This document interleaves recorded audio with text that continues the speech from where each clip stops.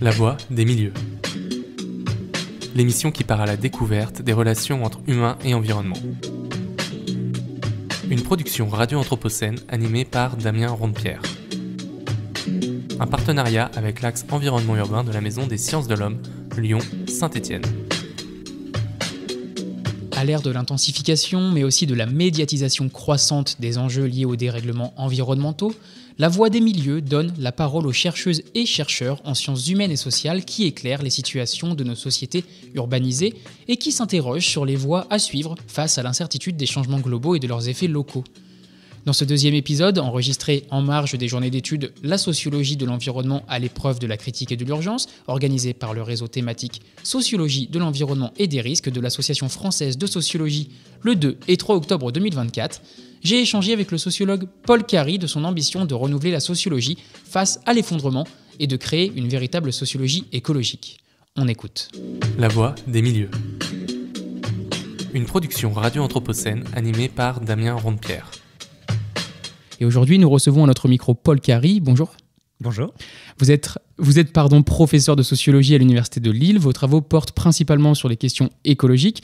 Et vous avez récemment publié un ouvrage collectif co-dirigé avec Bruno Villalba intitulé Sociologie de l'environnement. Et avant cela, vous aviez également écrit un ouvrage en 2022 intitulé Pour une sociologie enfin écologique en compagnie de Jacques Rodriguez. Alors pour débuter notre interview, vous dites que la sociologie doit prendre la mesure de transformations écologiques contemporaines, que la sociologie doit être renouvelée à l'ère de l'Anthropocène. Alors j'aimerais qu'on revienne ensemble sur ce nouveau contexte socio-environnemental. Comment la sociologie se positionne-t-elle vis-à-vis de ce concept qu'est l'Anthropocène ? Alors, d'abord, il faut dire que le concept d'Anthropocène, vous le savez, vient des sciences dites dures, Crutzen, Sturmer. Et d'ailleurs, c'est un concept qui est aujourd'hui discuté au sein même de leur discipline, puisque, si j'ai bien compris, les stratigraphes géologues ont un peu mis le holà à la proposition de cette nouvelle ère. Bon. D'abord, il faut dire qu'il n'y a pas une sociologie unifiée, comme il n'y a pas des sciences sociales unifiées, et il n'y a pas de consensus en sciences sociales, donc on est plus sur des interprétations assez différenciées. Voilà, disons qu'on peut quand même faire une sorte d'approche entre ceux qui embrassent la cause de l'Anthropocène. Typiquement, il y avait eu un numéro de The Economist, Welcome to the Anthropocene. Donc c'est vraiment l'idée, on y adhère, on y va. Et puis d'autres qui sont évidemment beaucoup plus réservés sur cette rhétorique de l'Anthropocène. Alors, moi, en tant que sociologue sur les questions environnementales, c'est peut-être pas le concept qui m'intéresse le plus aujourd'hui. Je raisonne plutôt avec les limites planétaires. Je pense que c'est le concept le plus intéressant puisqu'il est multifacette. Bon, alors le constat, il est là. L'avantage de ce concept d'anthropocène, c'est le constat. Évidemment, la main de l'homme aujourd'hui, elle est partout sur les processus écologiques.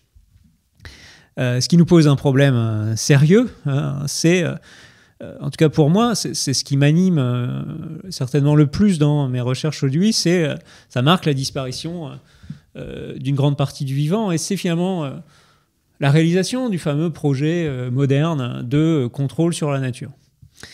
Et donc, si on le prend comme ça, ça quand même nous donne, puisque c'est un fait, nous maîtrisons beaucoup de ces processus, ou nous pensons les maîtriser, mais en tout cas on a une influence tellement importante qu'on a une responsabilité spécifique face au reste du vivant. Et mon grand objectif à une échelle micro, puisque les livres de sociologie que je peux écrire seront un peu lus de toute façon, mais c'est quand même de dire, on va essayer dans les cours, lorsqu'on est sollicité, de se dire, voilà, il faut que la sociologie, qui a quand même été très en retard sur la pensée des questions écologiques, se mette un peu à la page et pense des institutions qui nous permettent de vivre dans un monde encore habitable, et pas simplement habitable pour nous, mais habitable aussi pour les autres espèces. C'est le projet, d'une certaine manière, qui m'anime, et c'est comme ça que je lis l'Anthropocène. Je suis loin d'embrasser cette cause de l'Anthropocène, j'y vois pas la capacité ou le rêve de tout maîtriser, mais au contraire de dire, vu qu'on est là, on a une sorte de responsabilité de rendre une partie précisément de la nature ou de l'environnement, on peut discuter les termes, relativement indisponibles à notre maîtrise. Et avant de revenir sur cette relation entre les hommes et leur milieu, en quelque sorte, j'aimerais juste revenir sur une partie d'un des textes que vous avez fait sur le temps des scènes. Qu'est-ce que ça voudrait dire? Qu'est-ce que ça veut dire de nos sociétés quand on arrive à une profusion de néologismes à base de scènes, donc capitalocène, plantationocène, stolocène, etc. Qu'est-ce que pour vous ça marque actuellement dans notre prise en compte à la fois de l'environnement, mais aussi des enjeux écologiques, des pratiques environnementales, etc. Alors, bon, je vais être peut-être un peu dur, mais je pense que toutes ces dénominations, excusez-moi, ont en effet leur intérêt. Quand vous parlez d'urbanocène, bien entendu, je viens de la sociologie urbaine d'une certaine manière, et le monde est devenu urbain. Et cette question urbaine, elle renvoie à des enjeux écologiques, certes, mais aussi à tout ce qu'on parle à propos de la spécificité urbaine, de la fameuse ville européenne, l'ère de la ville rend libre.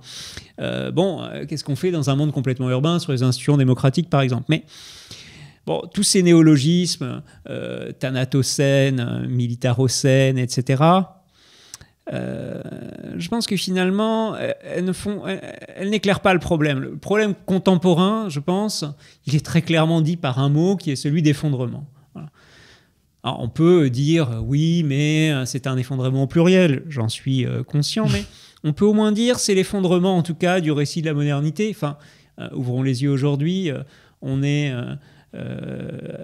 à 2 ans de guerre en Ukraine, le Moyen-Orient est en feu, l'Amazonie brûle comme si finalement elle n'allait plus pouvoir capter même du carbone d'ici à peu de temps. Donc voilà, la question c'est pas capitalocène, anthropocène, d'une certaine manière ça ne m'intéresse pas, c'est plus la question aujourd'hui, on est face à une possibilité d'effondrement, et en tout cas c'est la fin du récit de la modernité. Et ça va de pair bien avec évidemment l'effondrement de large partie du vivant et de nombreux systèmes sociaux. Et quand on revient sur ce terme d'effondrement, est-ce que c'est un terme qui vient amener une certaine rupture en fait dans la sociologie pour penser aujourd'hui de manière renouvelée en fait les rapports entre l'homme, les humains et leur environnement? Est-ce que pour vous c'est à partir de cette fin de la modernité et de cet effondrement-là, soit qui est déjà arrivé, soit qui va arriver ou qui devrait arriver, je ne sais pas comment vous le diriez vous, je vous vois opiner du chef, mais comment est-ce qu'on peut penser du coup cette nouvelle relation, on peut penser une manière renouvelée de cette relation entre l'homme et l'environnement? Alors, je pense qu'il y a beaucoup de questions dans la question. La première chose, c'est que le terme n'est pas nouveau. Hein. Le rapport Meadows, il présentait ce dilemme transition versus effondrement. Alors, on peut dire effectivement qu'il y a peut-être des simplifications autour de ce terme de collapse, mais d'une certaine manière, la tendance, elle était déjà dessinée. On a eu ensuite la contre-offensive du développement durable qui nous a fait perdre de précieuses années. Cette idée qu'on avait conciliée en les mettant sur un même pied d'égalité sociale, économie, environnement, et qui a abouti à 20 ans, 30 ans quasiment d'inaction en la matière. Donc, le concept d'effondrement, il a l'avantage, je pense quand même, dans les représentations ordinaires, dans la façon de penser les choses, d'une certaine clarté, et de dire que aujourd'hui, ce que montrent les limites planétaires, ce que montrent les indicateurs écologiques, c'est que ça ne va pas. C'est que nous tirons en permanence sur les ressources de la planète, et que, pour nous, en tant que penseurs des sciences sociales, et en particulier de la sociologie, parce que la sociologie a accompagné l'industrialisation, cette science qui s'invente. Alors, vous me direz, elle s'invente avec le socialisme, donc elle vise à rééquilibrer le système économique, mais à le rééquilibrer comment? Principalement par une redistribution vers les classes populaires. Ce récit a été formidable. Il a entraîné tout le monde. Il a entraîné les libéraux, il a entraîné les marxistes. Ça a été la consommation de masse dans les sociétés dites du Nord, et ça a été le développement dans les pays du Sud. Bon, on n'est pas sorti, je pense, encore de cette idée dominante dans les sciences sociales. Et c'est pour ça que, Anthropocène a le mérite de fixer le problème. C'est pas uniquement, et là je m'inscris un peu en feu contre certains collègues, c'est pas uniquement un problème du capitalisme. Alors bon, on peut discuter sur la définition du capitalisme, mais quand même, il y a un problème de productivisme, d'imaginaire de la consommation et d'abondance matérielle qu'on a déconnecté finalement de leur base de production, des ressources naturelles qui permettent leur production. Je pense que la question centrale pour la sociologie, mais les autres disciplines des sciences sociales, c'est effectivement de repenser le rapport des humains à l'environnement et au milieu. Et là, mais je pense que c'est une posture également normative. Les sciences sociales sont normatives. Et pour ma part, je pense que dans ce projet, il faut aussi penser les non-humains, c'est-à-dire considérer qu'une planète vivante, c'est une planète où non seulement pour nous, si on veut maintenir le regard anthropocentré, c'est très bien, on a besoin des autres espèces pour produire des ressources, mais également pour ces autres espèces qu'on fait disparaître à grande vitesse et qui sont pourtant pris, comme le disaient mes collègues, dans les interdépendances de la toile de la nature, comme on dit, et sans lesquelles, finalement, nous n'existerions pas. Et c'est dans ce contexte-là, donc, que vous faites une sorte de plaidoyer, si je puis dire, et vous me corrigerez si jamais c'est pas le cas selon vous, mais pour une sociologie enfin écologique. Alors qu'est-ce que vous entendez, vous, par sociologie écologique, et est-ce que c'est vraiment ou véritablement un plaidoyer? Est-ce qu'on peut le nommer comme ça ou pas? Oui, de fait. Alors, sociologie écologique, ça renvoie effectivement à l'idée que le paradigme sociologique, c'est l'explication du social par le social. Donc si on prend une perspective écologique, c'est-à-dire qu'il faut quand même repenser notre objet en réintégrant beaucoup plus largement la question du matériel. Voilà. Alors ça se fait de plus en plus dans un certain nombre de travaux, mais ce point me semble tout à fait fondamental. Alors avec Jacques Rodriguez, pour faire un peu...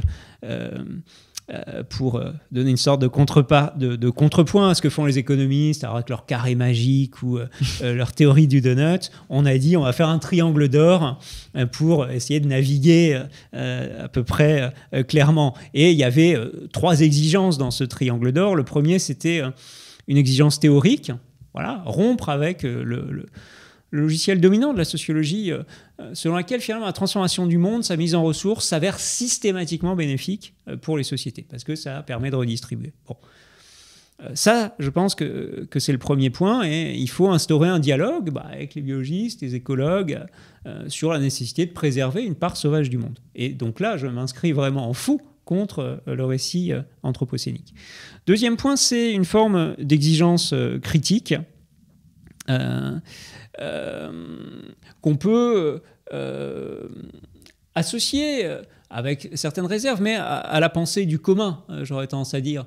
On doit toujours penser des institutions justes, démocratiques. La pensée du commun, elle a le grand avantage d'articuler bien souvent les questions de propriété, les questions foncières aux questions d'habitat sur un territoire. Et donc, les communs, ça nous permet de dire... mais on est finalement extrêmement paresseux dans notre appareil juridique, dans notre histoire juridique. On a des tas de droits, des tas de possibilités d'éviter cette appropriation privative qui semble régner aujourd'hui, alors que finalement, on sait très bien, beaucoup de travaux le montrent, que la propriété, c'est un faisceau de droits et qu'on peut jouer, par exemple, découpler l'usage de la propriété. C'est tout à fait faisable. Et dans cette idée-là, le rapport à notre environnement doit être pensé. La forêt, effectivement, on devrait probablement, dans un certain nombre de cas, rendre impossible le fameux abusus, le fait d'abuser, de pouvoir détruire, de faire des coupes rases de forêt dans la situation contemporaine. Et puis le troisième point, c'est plus classique en sociologie, c'est une exigence pratique, au sens où... il y a une tradition qu'on appelle la sociologie publique, où c'est l'idée... peut-être de rendre, en mes termes, ce n'est pas les termes de Buraoui par exemple, mais de rendre l'utopie accessible, c'est-à-dire intervenir dans le débat démocratique en mettant l'accent sur les expériences émergentes, en soulignant les promesses dont elles peuvent éventuellement être porteuses, mais aussi en faisant montre de prudence. par rapport notamment aux choix techniques irréversibles. Je pense que ça, c'est un point d'une science de la prudence. Et donc, ça s'inscrit là, pour le coup, dans une démarche relativement pragmatique, faire en sorte que la sociologie éclaire des situations douteuses, on peut les qualifier comme ça, et s'implique activement, parce que c'est un peu ça... Pourquoi on est bon, les sociologues? On ne va pas parler de la robustesse méthodologique de la sociologie comparée à celle des sciences dures avec leurs protocoles, etc. Nous, on est là sur la façon dont on pense la résolution collective des problèmes, on expérimente des procédures, des actions, et on est jugé non pas peut-être sur le verdict des publications scientifiques, mais plus prosaïquement, je pense, sur l'effectivité de notre capacité à répondre face aux difficultés de l'heure. Donc c'était un peu... le modèle, évidemment, vaut ce qu'il vaut, mais au moins de fixer des pôles de ce que serait une sociologie écologique, pour le coup. Et donc, avec ce triangle d'or, en fait, on peut observer à la fois un changement dans les sujets étudiés, si je ne me trompe pas, et peut-être que vous pourrez nous expliquer dans la réponse, mais aussi un changement de positionnement épistémologique. Vous avez une posture, je trouvais intéressant, notamment dans votre triangle d'or, avec l'idée de maintenir un monde vivant qui va vers une finalité. Donc, qu'est-ce que c'est qu'une sociologie qui va vers une finalité et qui s'implique dans quelque chose ? Alors là encore, vous posez beaucoup de questions en même temps. Positionnement épistémologique, je sais pas, je vais pas forcément utiliser les grands mots et revenir sur la division des sciences. Ce que je constate à la suite de mes lectures de Bruno Latour, c'est vraiment que la division entre la science et le politique, par exemple, elle a vécu. Et donc il faut transformer nos façons de penser ces relations. Que les sociologues découvrent que leurs logiques sont encastrées dans le vivant, c'est déjà pas mal. Que les biologistes s'intéressent aux conséquences de leur position, c'est pas mal non plus. On sait que les biologistes de la conservation, des fois, sont des extrémistes. Ils laissent les animaux mourir de faim plutôt que d'intervenir dans des expériences de conservation. Voilà. Donc, que ces débats puissent nourrir les disciplines, c'est tout à fait important. Et puis... la suite de votre question, je ne sais pas si c'est véritablement les objets qui doivent changer. Finalement, la sociologie, elle balaye un certain nombre d'objets extrêmement intéressants. On a une large gamme d'objets aujourd'hui, mais c'est plutôt cette question, me semble-t-il, de réintégrer tout cela. Et là, je m'inspire de Bruno Villalba, à qui je suis très redevable dans la collaboration pour le manuel Sociologie de l'environnement. C'est l'idée... d'une politique de la limite, d'une politique du seuil. C'est-à-dire que si on a des limites planétaires, il faut bien en tirer les conséquences. Et ces conséquences, en système démocratique, elles vont poser problème. On le sait. Il va falloir régler à la fois le moins et penser en même temps les questions de redistribution. Donc, le défi, il est là. Et d'une certaine manière, ce que McNeill, Stephen et puis... Crutzen avait appelé la grande accélération, ça pose des défis fondamentaux aux systèmes sociaux qui prennent la suite de, vous savez, Polanyi avait parlé de la grande transformation. La grande transformation pour lui, attention, c'est pas l'émergence du libéralisme, c'est la façon dont les sociétés ont réagi face à cette théorie folle qui voulait que toutes nos relations soient réglées par les rapports marchands. La conséquence, ça a été les fascismes, ça a été le communisme, ça a été les projets d'Homme Total pour remettre remettre l'économie à sa place dans d'autres systèmes sociaux. Ça a été une catastrophe à tous les points de vue. Ça se termine avec la Seconde Guerre mondiale, mais ce qui arrive ensuite, la fameuse grande accélération, c'est nos États-providence, c'est le développement au Sud. Et ça, c'est une exploitation forcenée des ressources naturelles qui nous permettent effectivement de maintenir des logiques de production marchande importantes, de redistribuer, mais à un coût aveugle, qui est l'exploitation des Suds, disons-le, des femmes pendant un certain temps, ça dure toujours, et de la nature. Et la nature, aujourd'hui, elle nous explose à la figure, étant donné que le système n'est plus soutenable. Et est-ce qu'on opte du coup pour une réorientation, donc c'est pas un changement des sujets ou des objets, mais plutôt une réorientation. Vous invitez dans votre ouvrage à avoir des expériences émergentes qui seraient prometteuses, qui permettraient d'imaginer une société éloignée d'un système capitaliste, qui donnerait à voir de nouveaux imaginaires. Est-ce que c'est cela la sociologie écologique, Paul Carey? Alors, c'est pas exactement ça. Disons que là, je m'inspire des thèses d'un sociologue qui a beaucoup œuvré pour le dialogue Nord-Sud avec Boaventura de Sousa Santos, qui pense une sociologie des émergences. Bon, effectivement, le dialogue Nord-Sud nous montre que, en matière notamment de gestion de la nature, de la biodiversité, il y a des choses particulièrement riches à aller voir, notamment dans les pays du Sud. Donc il faut tenir le pari d'une sociologie des émergences, c'est-à-dire ces mouvements dont je pense que nous avons une forme de responsabilité de relayer, même si ce sont des expériences imparfaites, incomplètes. Évidemment, dans le monde contemporain, qui pourrait prétendre avoir la solution clé en main? D'une certaine manière, ce qu'on dirait des expériences utopiques, que mes collègues sociologues, bien souvent, en sociologie critique, rabattent en permanence. Ah oui, excusez-moi les gars, mais on sait qu'un jardin partagé, une expérience de permaculture, ça n'a pas changé le monde.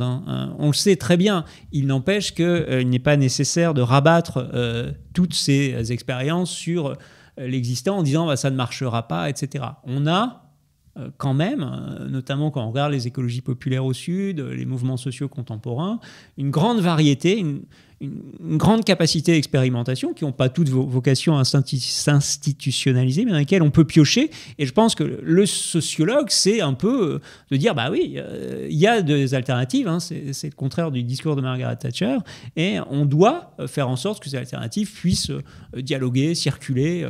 Voilà. C'est un point, je pense, de la doctrine sociologique en général.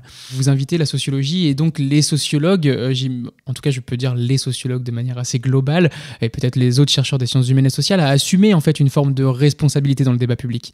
Mais pour vous, comment est-ce qu'on peut articuler donc cette déontologie scientifique avec laquelle on doit suivre au quotidien dans nos recherches, et un engagement citoyen dans la société civile? Comment est-ce qu'on arrive à lier les deux? Alors, il me semble que cette question, c'est un peu une sorte de tarte à la crème qui revient en permanence dans le débat public, et je trouve de façon de moins en moins convaincante. Premier niveau, la politique scientifique est largement définie par des institutions, l'État, les entreprises qui défendent des intérêts, des visions du monde, et il faut en être conscient. En particulier chez nos fameux collègues des sciences expérimentales, est-ce qu'on les critique de bosser sur les nanotechnologies et l'intelligence artificielle? Pas tant que ça, et je pense qu'il le faudrait pourtant.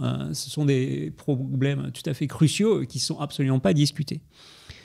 Second niveau, nous, au sein de nos disciplines, on a des formes de validation par les pairs. On a des protocoles qui garantissent un fonctionnement qui ne soit pas arbitraire.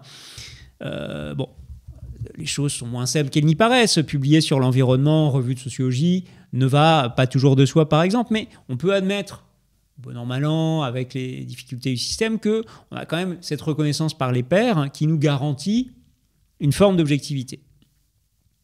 Puis troisième niveau, évidemment, c'est le fait qu'il existe plusieurs formes de sociologie qui sont bien décrites, je l'avais dit tout à l'heure, par Michael Burrows, qui plaidait, lui, pour une sociologie publique. Et semble-t-il, dans ces questions, pour nous, la question, c'est d'où on parle et avec quelle légitimité. Je pense que tant qu'on ne se prend pas pour des monsieur je sais tout, et qu'on explique finalement de quel côté nous sommes, What side are we on, c'est un texte célèbre de Becker, les choses me semblent correctes. Et pour revenir là-dessus, vous connaissez peut-être cette anecdote qui fera enrager certains de mes collègues, mais Pierre Bourdieu, avant le sommet de Rio, il va signer ce fameux appel, qu'on a appelé l'appel de Heidelberg, qui s'opposait à un autre appel, à la tenue du sommet de Rio 1992. Il s'est trouvé que cet appel, on l'a su par la suite, qui a été publié dans Le Figaro, qui réunissait des prix Nobel, chimistes, etc., dénonçait finalement la possibilité d'une technocratie écologique sur l'environnement. Bourdieu, là, il fait exactement ce qu'il répète en permanence de ne pas faire, c'est-à-dire de ne pas sortir de son champ. Donc, il signe avec Hervé Lebras et d'autres ce point. Au nom de quoi, d'une certaine manière ? Il utilise son poids scientifique sur un sujet qu'il ne maîtrise pas. Et en plus, c'est malheureux pour lui, mais c'est le lobby cigarettier qui est derrière cette pétition. Donc, nous, effectivement, à partir du moment où on explicite qui on est, d'où on parle et sur quoi on parle, tout va bien. Pour le reste, oui, je ne signerai pas comme Paul Carey, sociologue, sur des positions privées ou sur des engagements particuliers. Je vois pas...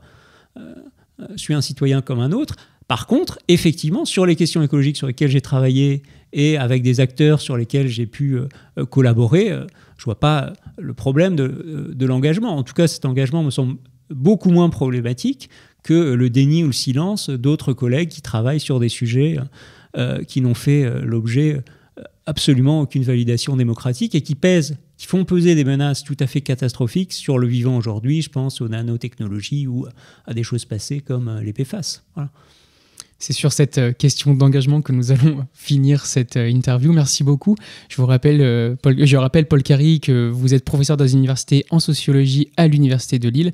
Je vous remercie et passez une bonne journée. Au revoir. La voix des milieux. L'émission qui part à la découverte des relations entre humains et environnement.